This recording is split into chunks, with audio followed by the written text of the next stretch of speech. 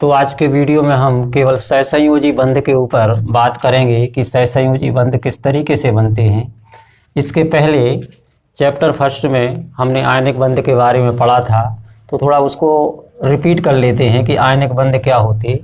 देखो, बंध जो होते हैं तीन प्रकार के होते हैं। एक तो आयनिक बंध होते हैं,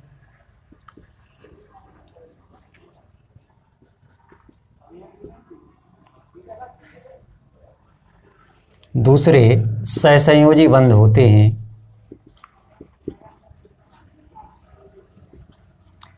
और तीसरे उपसहसंयोजी बंध होते हैं। उपसहसंयोजी बंध। तो देखो, आयनिक बंध क्या होते हैं? जब किसी तत्व के द्वारा इलेक्ट्रॉनों को पूरी तरह से त्याग दिया जाता है या ग्रहण कर लिया जाता है, तो उस स्थिति में जो बंध बनता है उसको हम बोलते हैं आयनिक बंध। मतलब इस कंडीशन में आयनिक बंध में क्या होता है? इलेक्ट्रॉनों का आदान प्रदान होता है या इलेक्ट्रॉनों का स्थानांतरण होता है, हम ये कह सकते हैं। इलेक्ट्रॉनों का स्थानांतरण होता है। जैसे हम देखते हैं कि जो सोडियम है, सोडियम के पास और क्लोरीन के पास एक इलेक्ट्रॉन की कमी होती है, तो सोडियम, जैसे इसकी लास्ट कक्षा में कितने इलेक्ट्रॉन होंगे? एक इलेक्ट्रॉन होता है। और क्लोरीन की अंतिम कक्षा में कितने इलेक्ट्रॉन होते हैं? 7 इलेक्ट्रॉन होते हैं। तो अभी ये 4 हुए, ये 5, ये 6 और ये 7। एक इलेक्ट्रॉन की उसको कमी रह जाती है, तो एक इलेक्ट्रॉन वो सोडियम से लेता है, तो सोडियम क्या बन जाता है? धनायन, और क्लोरीन क्या हो जाता है? ऋणायन। और इस तरीके से इनके आपस में जो बंध बनते हैं वो कहलाते हैं आयनिक बंध कहलाते हैं। NaCl बनता है। ये अपन ने फर्स्ट चैप्टर में किया है। अब जो सहसंयोजी बंध होते हैं, तो सहसंयोजी बंध में क्या होता है कि इलेक्ट्रॉनों का स्थानांतरण न होकर इलेक्ट्रॉनों की साझेदारी होती है। जैसे मान के चलो, कोई दो तत्व हैं, एक तत्व A है और दूसरा तत्व B है। अब इसके पास भी अयुग्मित इलेक्ट्रॉन है और इसके पास भी अयुग्मित इलेक्ट्रॉन है। इलेक्ट्रॉनों को कैसा होना चाहिए? पेयर में होना चाहिए, जोड़ों के रूप में होना चाहिए। और इन दोनों ही के पास इलेक्ट्रॉन जो हैं वो पेयर के रूप में नहीं हैं, तो ये क्या करेंगे? इलेक्ट्रॉनों की साझेदारी करेंगे इस तरीके से। तो इसके इलेक्ट्रॉनों का भी पेयर बन गया और इसके इलेक्ट्रॉनों का भी पेयर बन गया। तो इस तरीके से जो बंध बनते हैं इनको कहा जाता है सहसंयोजी बंध। और इनको हम इस तरीके से दर्शा सकते हैं कि यहाँ एक एक इलेक्ट्रॉन की साझेदारी हुई है। एक इलेक्ट्रॉन A का है, एक इलेक्ट्रॉन B का है, तो इनके बीच में जो साझेदारी से जो बंध बना है वो सहसंयोजी बंध कहलाएगा। और कौन सा सहसंयोजी बंध बना है? अब सहसंयोजी बंध में सिंगल बॉन्ड भी बनता है, डबल बॉन्ड भी बनता है, ट्रिपल बॉन्ड भी बनता है। सिंगल बॉन्ड का मतलब है कि यहाँ एक एक इलेक्ट्रॉनों की साझेदारी हुई है, इसलिए यहाँ जो बंध बना है इसको हम कहेंगे एकल बंध। अगर 2 इलेक्ट्रॉनों की साझेदारी हुई होती तो उसको हम बोलते द्विबंध या डबल बॉन्ड। या 3 इलेक्ट्रॉनों की साझेदारी हुई होती तो उसको हम बोलते ट्रिपल बॉन्ड, त्रिबंध बोलते। ठीक है, तो इस तरीके से सहसंयोजी बंध होते हैं। और इस वीडियो में हमें सहसंयोजी बंध के बारे में ही डिटेल में समझना है, लेकिन उसके पहले थोड़ा सा उपसहसंयोजी बंध के बारे में भी समझ लें। उपसहसंयोजी बंध में भी कुछ इसी तरीके की पार्टनरशिप होती है इलेक्ट्रॉनों की, लेकिन यहाँ इलेक्ट्रॉनों की जो पार्टनरशिप होती है थोड़ी अलग तरीके से होती है। इस प्रकार के बंध में क्या होता है कि किसी एक इलेक्ट्रॉन के पास जो किसी एक तत्व के पास जो इलेक्ट्रॉनों का युग्म है, जोड़ा है, जब वो किसी दूसरे को और दूसरे के साथ बिल्कुल भी नहीं है, तो अब ये क्या करेगा? इसके साथ पार्टनरशिप कर लेगा। ठीक है, तो ये कहलाएगा उपसहसंयोजी बंध। देखो, यहाँ दोनों के दोनों जो इलेक्ट्रॉन हैं वो किसके हैं? A के हैं। मतलब इस पार्टनरशिप में एक तत्व की भागीदारी होती है, दूसरा तत्व कोई भी इलेक्ट्रॉनों की भागीदारी नहीं करता। तो ऐसा जो बंध होता है उसको हम बोलते हैं उपसहसंयोजी बंध। अब हम सहसंयोजी बंध और कार्बनिक यौगिकों के बनने की बात करेंगे। तो इसके पहले भी हम कार्बन जिस तरीके से अपने यौगिक बनाता है और जिस तरीके से वो बंध बनाता है उसको समझ चुके हैं। एक बार फिर से हम देखेंगे कि कार्बन किस तरीके से सिंगल बॉन्ड बनाता है, डबल बॉन्ड बनाता है, ट्रिपल बॉन्ड बनाता है। तो इसके लिए देखो ये चीज़ें हमें पता है कि कार्बन की जो संयुक्ता होती है, संयुक्ता मतलब अंतिम कोश के वो इलेक्ट्रॉन जो बंध बनाने में भाग लेते हैं वो कहलाते हैं संयोजी इलेक्ट्रॉन। अब कार्बन का परमाणु क्रमांक 6 है, तो इसकी अंतिम कक्षा में कितने इलेक्ट्रॉन हुए? 4। अब इन 4 इलेक्ट्रॉनों को हम किस तरीके से दर्शाएंगे? एक इलेक्ट्रॉन यहाँ, एक इलेक्ट्रॉन यहाँ, एक इलेक्ट्रॉन यहाँ। पहले हमें एक एक इलेक्ट्रॉन उसके चारों ओर व्यवस्थित कर देना है। तो बस ये चारों इलेक्ट्रॉन हो गए, जो 4 थे, चारों को व्यवस्थित कर दिया। अब यदि किसी तत्व के पास इन इलेक्ट्रॉनों को व्यवस्थित करने के बाद और भी इलेक्ट्रॉन बचते हैं, तो फिर उसको हम पेयर बना के लिख देते हैं। जैसे हम किसी दूसरे तत्व की बात करें जिसमें मान के चलो अंतिम कक्षा में यहाँ 5 इलेक्ट्रॉन होते, ठीक है। जैसे कि नाइट्रोजन है, नाइट्रोजन का परमाणु क्रमांक 7 होता, तो इसकी अंतिम कक्षा में कितने इलेक्ट्रॉन हैं? 5। तो इसके इलेक्ट्रॉनों को हम यहाँ किस तरीके से व्यवस्थित करेंगे? पहले उसके चारों ओर हम एक एक इलेक्ट्रॉन को अरेंज कर देंगे, व्यवस्थित करेंगे। एक एक इलेक्ट्रॉन हमने कर दिया, ठीक है। अब तो ये 4 हुए, लेकिन इसकी अंतिम कक्षा में 5 इलेक्ट्रॉन है, तो चलो अब यहाँ से ये पेयर बनना शुरू हो गया। तो देखो नाइट्रोजन के पास अंतिम कक्षा में जो 5 इलेक्ट्रॉन थे, 2 का तो पेयर बना हुआ है, 2 की तो जोड़ी पहले से बनी हुई है। तो ये 2 इलेक्ट्रॉन जिनकी जोड़ी बनी हुई है, ये किसी भी प्रकार के बॉन्ड बनाने में भाग नहीं लेंगे।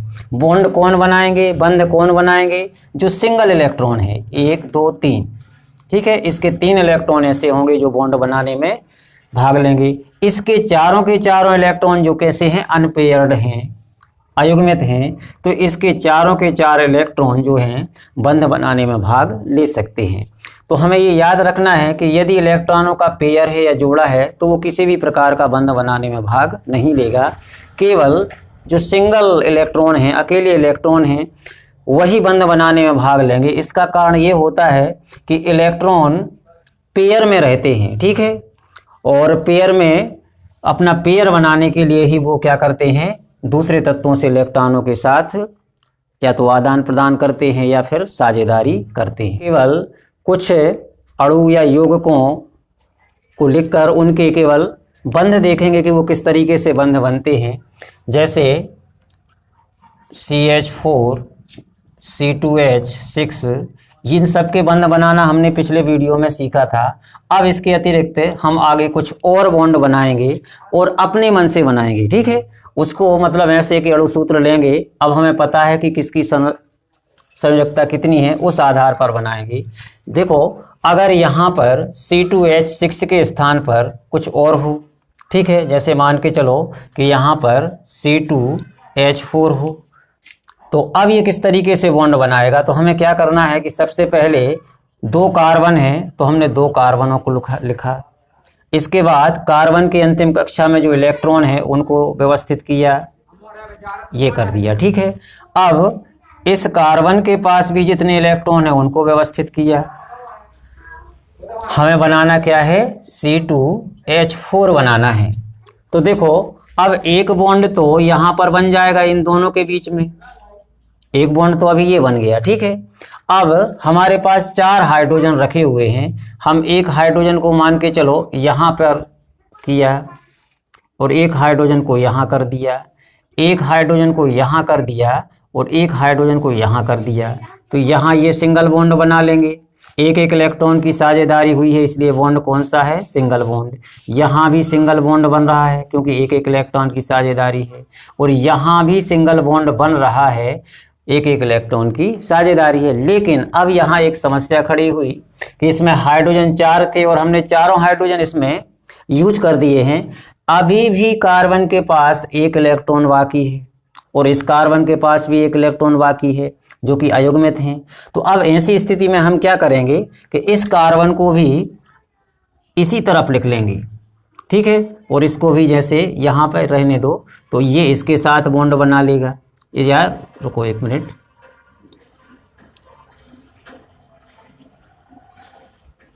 ये तो अब देखो कार्बन कार्बन के बीच में जो बॉन्ड बना है वो कौन सा है, द्विबंध है, डबल बॉन्ड है।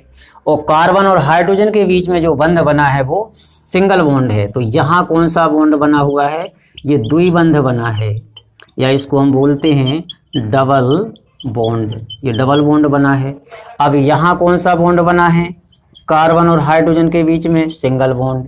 यहाँ कौन सा बॉन्ड बना है, सिंगल बॉन्ड। यहाँ कौन सा बॉन्ड बना है, ये भी सिंगल बॉन्ड है, यहाँ भी सिंगल बॉन्ड है। तो अब देखो C2H4 में जितने भी बॉन्ड बने हुए हैं वे सभी बॉन्ड कैसे हैं, उनमें से एक बॉन्ड डबल बॉन्ड है जो कि कार्बन और कार्बन के बीच में है, और सिंगल बॉन्ड कितने हैं, 1 2 3 और 4। ठीक है, इस तरीके से देखो। अब इसमें कंफ्यूज नहीं होना है कि हमने हाइड्रोजन को यहाँ लिखा, हम चाहते तो इस हाइड्रोजन को यहाँ जोड़ देते तो फिर यहाँ का इलेक्ट्रॉन बचा रहता, यहाँ का इलेक्ट्रॉन यहाँ के कार्बन के इलेक्ट्रॉन के साथ पेयर बना लेता। ठीक है, या फिर हम इस दोनों तरफ क्या करते, इस तरफ भी जोड़ सकते थे ऐसा, मतलब इसी को हम दूसरे तरीके से ऐसा भी कर सकते, जरूरी नहीं कि जैसा हमने किया इसी तरीके से करें, इस तरीके से भी तुम कर सकते हो कि जैसे सी किया। अब एक हाइड्रोजन हमने यहाँ ले लिया, एक हाइड्रोजन यहाँ ले लिया, एक हाइड्रोजन यहाँ होगा और 4 हाइड्रोजन हो गए, इनके एक एक इलेक्ट्रॉन होंगे क्योंकि हाइड्रोजन के पास तो केवल एक ही इलेक्ट्रॉन होता है। तो अब ऐसी स्थिति में देखो कार्बन ने सबसे पहले तो कार्बन के साथ एक बॉन्ड अभी हमने बना लिया। ठीक है, अभी ये चीज़ पूरी नहीं हुई है कंप्लीट, और यहाँ पर एक बॉन्ड ये बन गया, एक बॉन्ड ये बन गया, यहाँ हाइड्रोजन के साथ एक बॉन्ड बन गया, और यहाँ भी कार्बन और हाइड्रोजन के बीच एक बॉन्ड बन गया। अब इलेक्ट्रॉन देखो यहाँ भी एक अयुग्मित बचा है और यहाँ भी अयुग्मित बचा है। तो अब देखो ऐसी कंडीशन में हम बॉन्ड को इस तरीके से तो दिखा नहीं सकते, ठीक है, या ऐसा दिखाना असुविधाजनक है। तो अपनी सुविधा के लिए हम क्या करते हैं कि ये जो अनपेयर्ड इलेक्ट्रॉन है इनको भी अपन कहाँ दर्शा देते हैं, फिर यहीं पर, और इस वाले को भी उठाकर कहाँ रख दिया, यहीं पर। तो यहाँ पर डबल बॉन्ड, मतलब ये चीज़ जो हमने की है इसको हम इस तरीके से भी लिख सकते थे। ठीक है, तो चाहे इस तरीके से करो या इस तरीके से करो, यहाँ भी ये डबल बॉन्ड है और 4 कितने हैं, सिंगल बॉन्ड, यहाँ सिंगल बॉन्ड, यहाँ सिंगल बॉन्ड, यहाँ सिंगल बॉन्ड, यहाँ सिंगल बॉन्ड, इस तरीके से।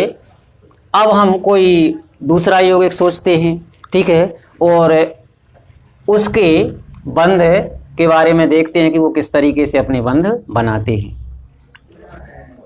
चलो अब हम सोचते हैं जैसे CH3OH, ये मेथिल एल्कोहल है। हालांकि नामकरण किसको क्या पढ़ेंगे, किस तरीके से पढ़ेंगे, इसका भी नामकरण है, और इसके नामकरण की पद्धति को IUPAC कहा जाता है। इसको हम अगले वीडियो में करेंगे कि नामकरण किस तरीके से करते हैं।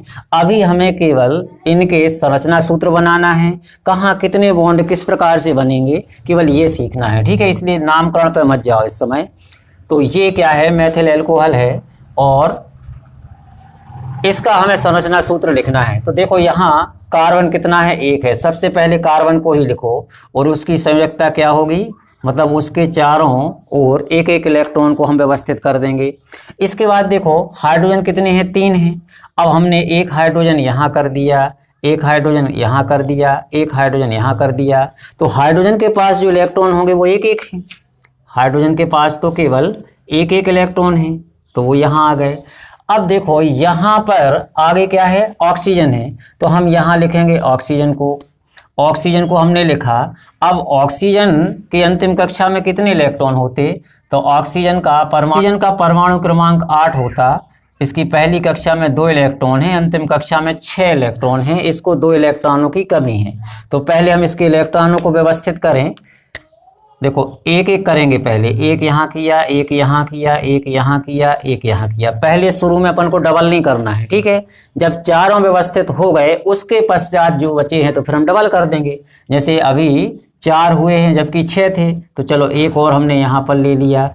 अब कितने हो गए, 3 ये हैं और 2 ये हैं, 5 हुए। तो चलो एक यहाँ पर कर दिया। तो देखो इनका तो पेयर बन चुका है, ये तो पहले ही से पेयर में आ चुके हैं, ये किसी बंध में भाग नहीं लेंगे, ठीक है। इसके केवल 2 इलेक्ट्रॉनों को बंध में भाग लेना है। तो अब यदि हम बंध बनाएंगे इतने का, तो यहाँ कार्बन हाइड्रोजन के साथ एक बॉन्ड बना लेगा, जिसको जो कि कौन सा बॉन्ड होगा, सिंगल बॉन्ड होगा। ये कार्बन और हाइड्रोजन के इलेक्ट्रॉनों के बीच में जो बॉन्ड बना वो कौन सा है, सिंगल है। इसी प्रकार यहाँ भी हाइड्रोजन और कार्बन आपस में क्या करेंगे, सिंगल बॉन्ड बना लेंगे। तो एक सिंगल बॉन्ड यहाँ बन गया। इसी प्रकार यहाँ भी कार्बन हाइड्रोजन के साथ सिंगल बॉन्ड बना लेगा और यहाँ कार्बन ऑक्सीजन के एक इलेक्ट्रॉन के साथ तो बॉन्ड बना लेगा, लेकिन अभी ऑक्सीजन का एक इलेक्ट्रॉन अयुग्मित बचा हुआ है, अभी इसका पेयर नहीं बना है। तो अभी भी इस फार्मूले में देखो एक H अभी बाकी है, ठीक है। तो अब इस H को हम कहाँ करेंगे, यहाँ व्यवस्थित कर देंगे। तो इसका एक इलेक्ट्रॉन जो होगा ये वाला, ये इसके साथ बॉन्ड बना लेगा। बन गए पूरे बॉन्ड। CH3OH का संरचना सूत्र इसी तरीके से होगा। अब देखो इसमें भर है, तुम्हें कंफ्यूज नहीं होना है कि हमने H यहाँ लिखा था तो तुम्हें यही लिखना है। तुम चाहो तो इसको ऐसा कर सकते हो कि ये दो इलेक्ट्रॉन यहाँ नीचे लिख सकते थे और एक सिंगल इलेक्ट्रॉन को ऊपर लिख लेते, तो फिर ये जो H है हाइड्रोजन है ये ऊपर भी आ सकता था, ठीक है। ये अपने ऊपर तरीका है, अपने तरीके से दर्शा सकते हो। तो देखो यहाँ पर कितने सिंगल बॉन्ड बन रहे हैं, यहाँ एक सिंगल बॉन्ड है, एक सिंगल बॉन्ड ये है, तीसरा सिंगल बॉन्ड ये है, चौथा सिंगल बॉन्ड ये है, पांचवा सिंगल बॉन्ड ये है। बस इसमें मतलब CH3OH जिसको मेथिल अल्कोहल बोलते हैं, इसमें कुल 5 बंध बन रहे हैं और पांचों के पांचों बंध कैसे हैं, सिंगल बॉन्ड हैं, एकल बंध है ये, ठीक है। एक एक इलेक्ट्रॉनों की साझेदारी हुई है और ऑक्सीजन के ये जो दो इलेक्ट्रॉन हैं इनके तो पहले ही से पेयर बने हुए हैं, इन्हें तो पेयर बनाने की जरूरत ही नहीं है, क्योंकि इलेक्ट्रॉन हमेशा पेयर में होते हैं, जोड़े के रूप में होते हैं, दो होते हैं, ठीक है। दो साथ में रहते हैं, ना एक में काम चलेगा और ना दो से ज़्यादा साथ रह सकते हैं, तो उनका पेयर बना हुआ है, उन्हें बॉन्ड बनाने की ज़रूरत नहीं है। तो इस प्रकार से ये मेथिल अल्कोहल के हमने बॉन्ड बनाए। अब हम कोई और लें, जैसे मान के चलो अब हम ले रहे हैं C2H5OH, इसको बोलते हैं एथिल अल्कोहल। सामान्य रूप से जो अल्कोहल होती है पीने योग्य शराब, उसका फार्मूला यही है, लेकिन पीना नहीं है। हमारे कहने का मतलब ये नहीं है कि पीना है, पीने योग्य है, मतलब ये फार्मूला है उसका। तो अब इसका हमें संरचनात्मक सूत्र लिखना है, तो इसका संरचनात्मक सूत्र कैसे लिखेंगे, पहले हम क्या करेंगे, दो कार्बन हैं तो दोनों कार्बन को हमने लिखा, दोनों कार्बन को हमने इस तरीके से लिखा। अब दोनों कार्बनों की जो सबकी संयोजकता है उसको यहाँ किया और यहाँ किया। अब देखो जो दूसरा कार्बन है इसकी संयोजकता या इसके जो अंतिम कक्षा के इलेक्ट्रॉन हैं जिनको संयोजी इलेक्ट्रॉन कहते हैं, इन्हें हम इस तरीके से व्यवस्थित कर लेंगे। अब हाइड्रोजन, तो पहले इनके बॉन्ड बना लो। एक तो कार्बन और कार्बन के बीच में बॉन्ड बन गया, ये एक इलेक्ट्रॉन यहाँ है कार्बन का और एक इलेक्ट्रॉन ये है, यहाँ पर बन जाएगा इसका। अब हाइड्रोजन को हमें व्यवस्थित करना है, तो अब देखो यहाँ पर 5 हाइड्रोजन हैं, तो जैसे कि मान के चलो एक हाइड्रोजन हमने यहाँ किया, एक हाइड्रोजन यहाँ किया, पहले हाइड्रोजन बराबर बराबर कर दो। यदि 2 हाइड्रोजन यहाँ किए हैं तो 2 हाइड्रोजन यहाँ भी कर दो। अगर मान के चलो यहाँ है, अपन ने 3 यहाँ कर दिए तो यहाँ फिर 2 बचेंगे। तो पहले दोनों कार्बनों को हाइड्रोजन का बंटवारा बराबर बराबर कर दो, ठीक है। पहले हमने क्या किया कि यहाँ एक हाइड्रोजन ले लिया और यहाँ पर भी एक हाइड्रोजन ले लिया, तो 4 हुए। लेकिन अब हमें 5 हाइड्रोजन चाहिए थे अभी यहाँ की कंडीशन के हिसाब से, तो चलो अब हमने एक हाइड्रोजन यहाँ पर अब बाद में रख लिया, ठीक है। तो अब देखो यहाँ बॉन्ड बन जाएंगे इनके, ये बन गया, एक सिंगल बॉन्ड यहाँ बन गया, एक सिंगल बॉन्ड यहाँ बन गया, एक सिंगल बॉन्ड यहाँ बन गया और एक सिंगल बॉन्ड यहाँ बन गया। लेकिन देखो इस तरफ तो कार्बन के 4 इलेक्ट्रॉन थे और चारों बंध में भाग ले चुके हैं, लेकिन इस तरफ अभी बंध अधूरा पड़ा है। 3 इलेक्ट्रॉन तो इसके यूज हो गए बंध बनाने में, लेकिन अभी एक इलेक्ट्रॉन अयुग्मित बचा हुआ है, उसको भी पेयर बनाना होगा। तो अब पेयर बनाने के लिए वो क्या करेगा, आगे जो ऑक्सीजन है हम ऑक्सीजन को यहाँ लिखेंगे। चलो ऑक्सीजन को हमने यहाँ लिख दिया। अब ऑक्सीजन की अंतिम कक्षा में जो 6 इलेक्ट्रॉन हैं, पहले हम एक एक लिखेंगे, एक एक लिखा, लेकिन अभी 4 हुए, तो चलो अब दोबारा रिपीट कर दो, यहीं से रखना शुरू कर दो। इन 2 के तो पेयर बन गए, इनके पेयर बन गए, ये बंध में भाग नहीं लेंगे। जिनके पेयर नहीं बने वो बंध में भाग लेंगे। तो अब देखो इस इलेक्ट्रॉन के साथ यहाँ कार्बन फिर क्या कर लेगा, बॉन्ड बना लेगा। और कौन सा बंध होगा, सिंगल बॉन्ड होगा। एक एक इलेक्ट्रॉन की साझेदारी हुई है। अब एक ऑक्सीजन की समस्या बन गई कि उसके लिए एक इलेक्ट्रॉन यूज हो गया, लेकिन एक इलेक्ट्रॉन अभी उसके साथ बचा है। ठीक है, तो अब वो क्या करेगा, ये जो हाइड्रोजन है इस हाइड्रोजन के साथ अपना बॉन्ड बना लेगा। हाइड्रोजन के पास हमेशा एक ही इलेक्ट्रॉन होते हैं, तो जो ऑक्सीजन का एक इलेक्ट्रॉन बच गया था वो यहाँ पर अपने बॉन्ड बना लेगा। तो अब यहाँ पर क्या बन गए, उसके यहाँ पर बॉन्ड बन गए। तो यहाँ पर भी देखो इस तरीके से ये क्या हो गया, इसका संरचनात्मक सूत्र हो गया, जिसको हम C2H5OH लिखते हैं। इसको चाहें तो हम और दूसरे प्रकार से भी लिख सकते हैं। ठीक है, लेकिन अभी अपन किसी और दूसरी चीज़ पर चर्चा नहीं करेंगे, केवल बॉन्ड बनाना देख रहे हैं कि बॉन्ड किस तरीके से बनते हैं। और ये बॉन्ड क्या है, सहसंयोजी बंध है। अब सहसंयोजी बंध जो होते हैं वो एकल बंध भी कहलाते हैं। ठीक है, जिसमें डबल बॉन्ड होता है तो वो द्विबंध कहलाते हैं। कुछ बच्चे इसमें कंफ्यूज रहते हैं कि कभी सिंगल बॉन्ड बोल देते, कभी सहसंयोजी बंध बोल देते। तो ये सब सहसंयोजी बंध हैं जहां इलेक्ट्रॉनों की साझेदारी होती है। और ये एकल बंध, द्विबंध या त्रिबंध इस सहसंयोजी बंध के ही प्रकार हैं। ठीक है, ये उसी के अंतर्गत आएंगे। मतलब एकल सहसंयोजी बंध तो ठीक है, लेकिन वो एकल बंध से बन रहे हैं या द्विबंध से या त्रिबंध से, इस आधार पे वो 3 प्रकार के हो जाएंगे। बस यही त्रिबंध तक रहता है, चौथा बंध नहीं बनता। इतनी एनर्जी नहीं होती किसी तत्व के पास कि वो चौथा बॉन्ड बना सके। अब कोई और हम यौगिक लेते हैं जिसका संरचना सूत्र हम यहाँ पर बनाएंगे।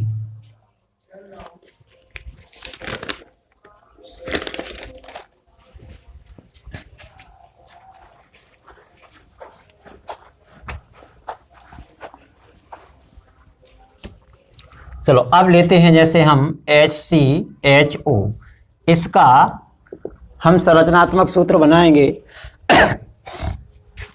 तो देखो एक कार्बन है इसके साथ, तो पहले एक कार्बन को लिखा, एक इलेक्ट्रॉन इसका ये हो गया, एक इलेक्ट्रॉन इसका ये हो गया, एक इलेक्ट्रॉन इसका ये हो गया। तो अब देखो हाइड्रोजन क्या है, यहाँ एक हाइड्रोजन होगा, इसका एक इलेक्ट्रॉन होगा। एक हाइड्रोजन हम कहीं और रख दे रहे हैं, चलो एक हाइड्रोजन यहाँ आ गया, यहाँ बॉन्ड बन गया, यहाँ बॉन्ड बन गया। लेकिन अब कार्बन के पास 2 इलेक्ट्रॉन बचे हैं और अब संयुक्त होने के लिए अब अंतिम तत्व कौन सा बचा है, ऑक्सीजन बचा है। तो ऑक्सीजन को हम यहाँ रख ले रहे हैं। अब इसके इलेक्ट्रॉनों को व्यवस्थित करें तो पहले हम एक एक करेंगे, एक एक कर दिया, लेकिन अभी 4 हुए। और हमें पता है कि ऑक्सीजन के पास कितने होते हैं, 6 इलेक्ट्रॉन होते हैं अंतिम कक्षा में। तो उनको फिर दोबारा लिखना शुरू करते हैं, तो दोबारा में पेयर बन जाता है। तो ये इलेक्ट्रॉन इनका तो पेयर बन चुका है, ये बंध में भाग नहीं लेंगे। अब क्या होगा कि यहाँ ऑक्सीजन वो कार्बन ऑक्सीजन के एक इलेक्ट्रॉन के साथ एक बॉन्ड बना लिया सिंगल। लेकिन कार्बन का भी अभी एक इलेक्ट्रॉन बचा है और ऑक्सीजन का भी एक इलेक्ट्रॉन बचा है। तो अब ये दोनों आपस में साझेदारी, इन इलेक्ट्रॉनों की भी साझेदारी होगी। लेकिन अब अगर हम इसको ऐसा लिखें तो ये बड़ा बेहुदा सा लगता है। तो अपन क्या करते हैं कि फिर इस इलेक्ट्रॉन को भी उठा के अपन ने यहाँ लिख लिया, इस इलेक्ट्रॉन को उठा के यहाँ लिख लिया और इनका बॉन्ड बना दिया। अब इसमें कंफ्यूज नहीं होना है कि हमने कहा था कि जिनका पेयर बना है वे तो बॉन्ड बनाते ही नहीं है, फिर यहाँ इनका भी तो पेयर है, ये इससे बॉन्ड क्यों बना रहे हैं, या इनका पेयर बना है ये उनसे बॉन्ड क्यों बना रहे हैं। वास्तव में ये पेयर्ड नहीं थे, ये अकेला था और ये इस तरफ अकेला था। ठीक है, और ये इलेक्ट्रॉन तो पहले यहाँ था, हमने पेयर बना दिया है अपनी सुविधा के लिए। ये दोनों ही इलेक्ट्रॉन पहले क्या थे, अयुग्मित थे, इसलिए इनका पेयर हमने यहाँ, जो इलेक्ट्रॉन यहाँ लिखना चाहिए था वो हमने लिख लिया है यहाँ पर, और ये इलेक्ट्रॉन जो यहाँ था वो हमने यहाँ पर दर्शा दिया है। तो इस तरीके से यहाँ पर देखो कौन सा बॉन्ड बना हुआ है, डबल बॉन्ड बना हुआ है, डबल बॉन्ड है ये। कार्बन और ऑक्सीजन के बीच में कौन सा बॉन्ड है, डबल बॉन्ड। यहाँ कार्बन और हाइड्रोजन के बीच में कौन सा बॉन्ड है, सिंगल बॉन्ड है। और यहाँ जो बॉन्ड है ये भी कैसा है, सिंगल बॉन्ड है। और अब बस इतने ही बॉन्ड बन रहे हैं, मतलब यहाँ एक डबल बॉन्ड है, दो सिंगल बॉन्ड हैं, और चाहे वो सिंगल बॉन्ड हो या डबल बॉन्ड हो, सब सहसंयोजी बंध के अंतर्गत आते हैं। ठीक है, तो सहसंयोजी बंध बन रहा है, और सहसंयोजी बंध में के अंतर्गत जो एकल बंध होता, द्विबंध होता और त्रिबंध होता, उनमें कौन कौन से बंध आ रहे हैं? एक डबल बॉन्ड है और दो यहाँ पर सिंगल बॉन्ड है।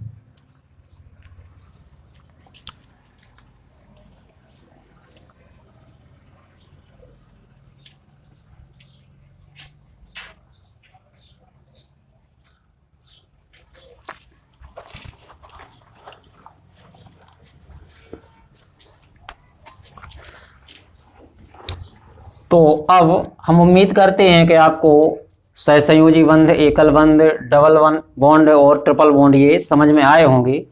कुछ योगों के अणुसूत्र हम यहाँ पर दे रहे हैं, जिनको आपको प्रैक्टिस करना है उनके संरचनात्मक सूत्र बनाने की। तो इतने यौगिक जो हमने दिए हैं, अब आप इसकी प्रैक्टिस करना कि इनके संरचनात्मक सूत्र बनाएं।